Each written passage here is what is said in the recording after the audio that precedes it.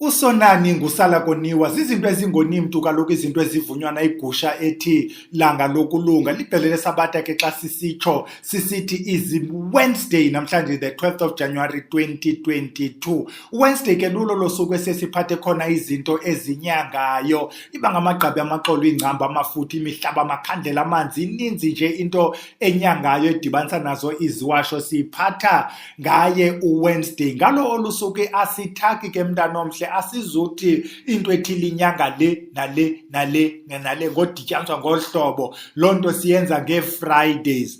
Siphethe ntoni ke namhlanje ke langa lokulunga siphethe umaluleka liyeza elihle eli liyeza ekudala likhona liyeza elikhoyo kweli lizwe kwindawo ezininzi njengamaMpuma Koloni Kapa nezinye indawo iKapa liyanqaba kodwa ke Eastern Cape KZN Mpumalanga kulapho lilininzi khona eliyeza umaluleka sincokola lonto wena mntu ke othi awufuna ufunda ngomaluleka isiyeza elinye ngosuku ufuna ufunda ngawo amayeza iacademy iform isavulelekile ke mntana omhle izawuvala ngale month end wena mntu ke okhe wakhona esikolweni sithi lento kudala sithetha ngayo kuthiwa yi-master class okanye lento kuthiwa yi-practical izawube iqala ke ngoMarch there will be one master class per quarter so uzawujoyina ke eyokuqala lento besizayincokola nogogo uMakhosi Hlangene abaninzi ke abebekhona kwi-academy bayamazi is one of the facilitators izawuqala ke i-master class eGauteng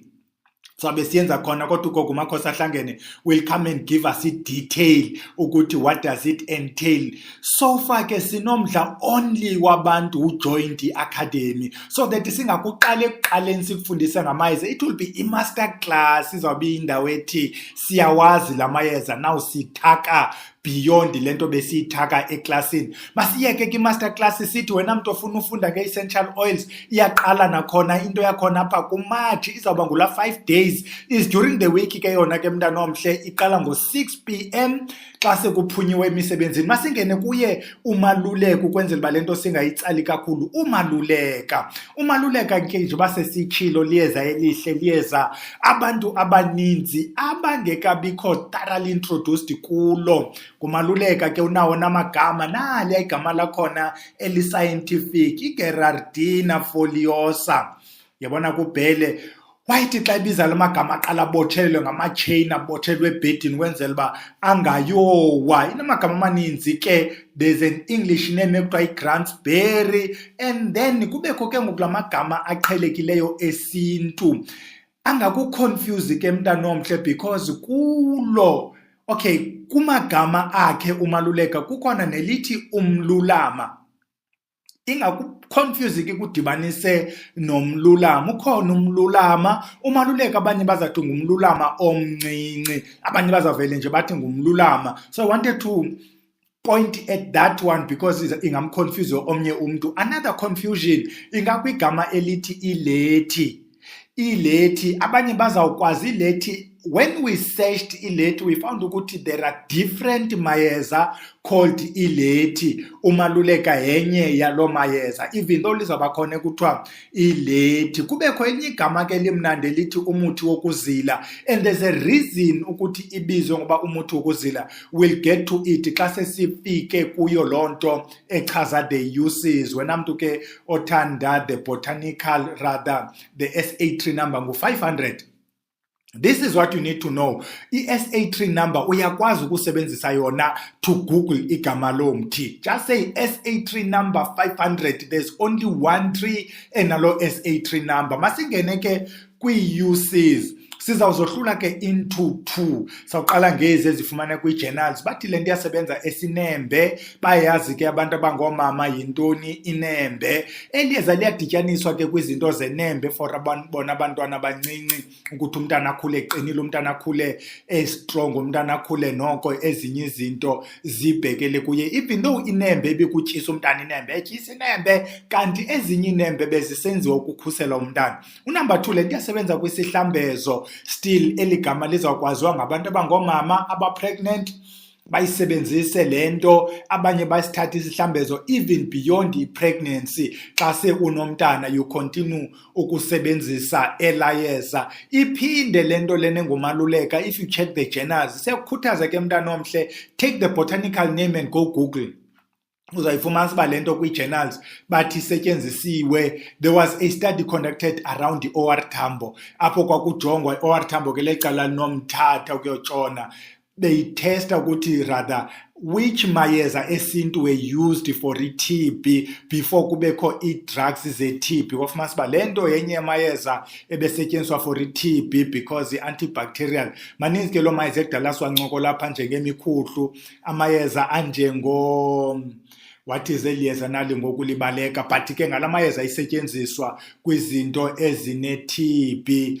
Naleli yeza lindibaleka, liyeza elixhaphakileyo for ukuphalaza umkhwenkwe. Gugilubhele, umkhwenkwe was used for into ezinjenge-TB. Umaluleka ke njengoba sibe sisithi ungumlulama omncinci has been used like umlulama. Yawazi mos umlulama siwusebenzise entwenini, wena mntu othi uleqwa zizihlole zakokwenu zikwenzela ii-palpitations, zikwenzela intliziyo, zikwenzela ii-headache, zikwenzela ukuba uleqwa zizihlwela. Ndithi siye sithi usebenzise umlulama ukwenzela ukuba noko abantu bakokwenu uthethe nabo sanuza ngolu hlobo bantu abadala. Lo mlulama ndithi sasitshilo ngosasithetha ngawo sathi uyawutshaya njengesneyifu, abanye bazawugwada njengesneyifu, abanye bawutshaye njengecuba, abanye bawuphunge namanzi adikidiki, abanye bawuphunge nobisi xa umntu eneza palpitations zabantu abadala. So kuzo zonke ke indlela osetyenziswa ngawo umlulama, abanye basebenzisa umlulama omncinci umaluleke. Bazawuthi maluleke, bathi maluleka, let's not be married as long as siyazi uba sithetha ngantoni.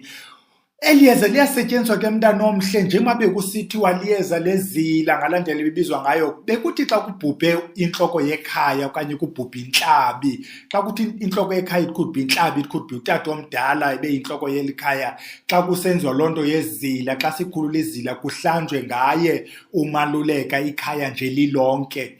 Kula process bayenziwa yonke la process yebhokhwe kwathwani kwabiwa zimpahla. Loo ndlela niyenza ngakhona xa sekuhlanjwa ikhaya, abanye bazawusebenzisa nomaluleka. Akunyanzelekanga usebenzisa umaluleka, but sithi kwimizi emininzi bebenza loo nto. Baphinda abantu abanemfuyo bazawuthatha la magqabi akhe umaluleka bawudibanise, either amagqabi entolwane okanye bathathe intolwane, bathathe isiqalaba. Xa sisithi isiqalaba sifuna ukuyiqualifya laa nto kuthiwa yiprotea, iprotea masiyithethe ngala accent, protea. Yayibona, bathathe la magqabi esiqalaba, bathathe intolwane, bathathe yena umaluleka bawutshise ukwenzela uba izilwanyana ezi ziqokelelane, ukwenzela uba izilwanyana ezi zingabi zigila imikhondo lula. Abanye bade bachele nalapha ebuhlanti apho kungena khona imfuyo, kanti abanye umaluleka bamsebenzise kumntu oye wagula ngendlela engaziwayo ekhawulezileyo. Kuthiwa kutheni nje le nto imxhesha, bayidibanise nento enjengempila, umntu enzelwe ibhotile yosela. Namanye amayeza mntana omhle ngohlobo ofundiswe ngakhona kokwenu ukuhlanganisa, uyajase nje amayeza njengempila. Namanye kamayeza umntu enzelwe ibhotile ahlanjwe, omnye aphinde aphungiswe. Xa sisithi ahlanjwa ndithi siyisusa le mimoya ikuleqayo ngaphandle, uphinde usele, kuchelwe kwalapha ekhaya, abanye baqhumise kwangale combination enezinto eziliqedlana ukuthi kutheni ngathi le nto ifuna ukumxhesha nje. Abanye bayisebenzisa kwizibambelelo ke mntana omhle, asizuyigxininisa ke into ezibambelelo, but isekwangulamba kudala sithetha ngawo.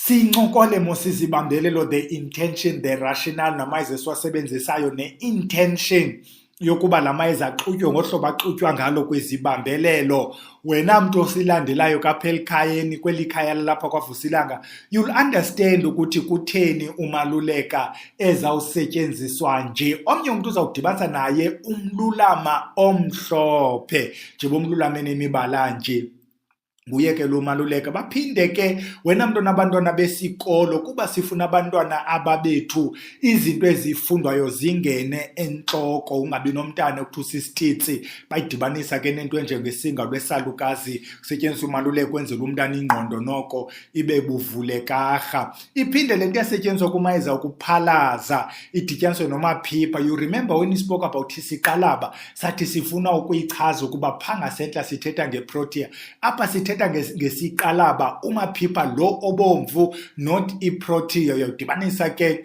Eliyeza umaluleka nayo into enjengomaphipha nelinye mntanomhle ofuna ulisebenzisa lakokwenu asithi dibanisa nomaphipha nayo nayiphina into owazi ngayo ukuthi iyakuncedisa njengayo laa nto besithetha ngayo umkhwenkwe namanye kamayeza amaninzi okuphalaza lingene eliyeza liphalaze. Sithetha ngalo ke eliyeza sithi abantu abaninzi abalazi lisenza izinto ezintle. Kukho into ekuthiwa yi-reset.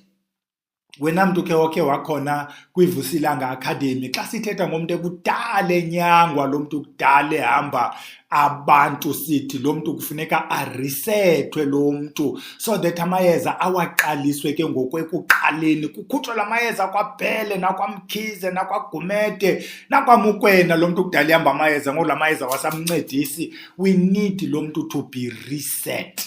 Okanye do we say resetted? I'm not sure if reset uba nazo ezinye izinto apha ekhumsheni, but when we say you need ukuba uresetwe mntana omhle sifuna la mayeza asuswe kuwe. So uyasetyenziswa ke umaluleke nawo lo mayeza okureseta umntu.